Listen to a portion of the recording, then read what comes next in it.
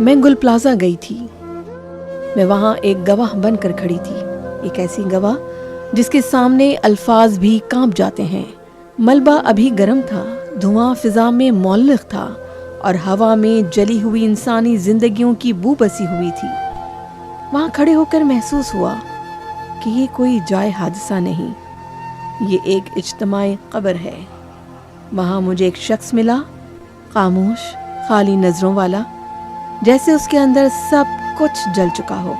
उसने मुझे बताया कि उस आग में उसने अपनी बीवी, बेटी और बहू खो दी हैं। 3 जिंदगियां एक ही लम्हे में। उनकी लाशें नहीं मिल सकी क्योंकि लाशें बाकी ही नहीं रही।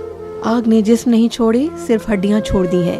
अब डीएनए के बाद ही मालूम होगा कि कौन सी हड्डियां किसकी हैं, कौन सी बाक़ियात किस रिश्ते की हैं। मैं उस शख्स को देख रही थी और सोच रही थी कि जब एक बाप, एक शौहर अपने प्यारों को हड्डियों के नंबरों में तलाश करने पर मजबूर हो जाए तो ये सिर्फ सानेहा नहीं होता, ये इंसानियत की तजलील होती है। वहाँ एक खानदान ऐसा भी था जो खुशी की तैयारी में आया था।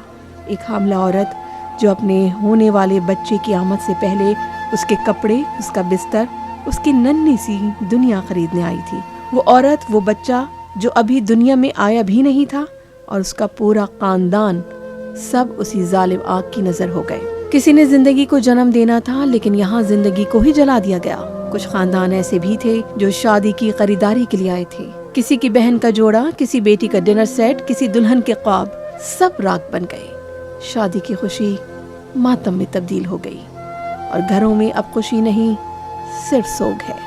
मैं एक एंकर पर्सन हूँ, मैंने जंगें कवर की हैं, धमाके देखे हैं, लाशें गिनी हैं, लेकिन गुल प्लाजा में मैं पहली बार टूट गई।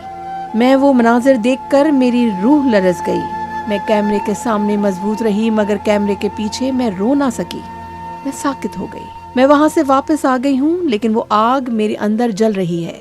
मैं अब तक उस सदमे से बाहर नहीं आ सकी। मैं सोचती हूँ कि जिन लोगों के प्यारे उस आग में जलकर राख हो गए, उनका हाल क्या होगा। वो माएँ कैसे सांस लेती होंगी जिनके बच्चे शनाख्त के मुंतज़िर हैं। वो शौहर कैसे जीते होंगे जो बीवी को कब्र नहीं, डीएनए रिपोर्ट में तलाश कर रहे हैं। वो बच्चे कैसे बड़े होंगे जिन्हें ये भी मालूम नहीं कि उनके वालिदैन कहाँ दफन है। गुल प्लाजा में आग नहीं लगी थी, वहाँ इंसान जल गए थे, वहाँ निजाम जल गया था, जिम्मेदारी जल गई थी, रियासती निगरानी जल गई थी। ये हादसा नहीं था, ये एक तवील मुजरिमाना गफलत का नतीजा था। ऐसी गफलत जिस पर फाइलें थी मगर फैसले नहीं थे, कवानीन थे मगर निफाज नहीं था, जिम्मेदारियां थी मगर जिम्मेदार कोई नहीं था। मलबे से सिर्फ हड्डियां नहीं निकली, मलबे से रियासती बेहिसी की लाश निकली है, एहतिसाब की लाश निकली है और कराची की लावारिसी की लाश निकली है।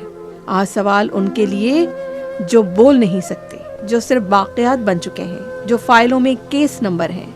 मैं किसके हाथ पे अपना लहू तलाश करूं जब उस सानेहे का हर जिम्मेदार दस्ताने पहन कर खड़ा है। और अगर आज भी हिसाब ना लिया गया तो कल कोई और हामला औरत, कोई और दुल्हन, कोई और बाप उसी तरह आग में जल कर कब्र बन जाएगा और हम फिर कहेंगे ये हादसा था। नहीं, ये हादसा नहीं, ये एक मुसलसल कत्ल है।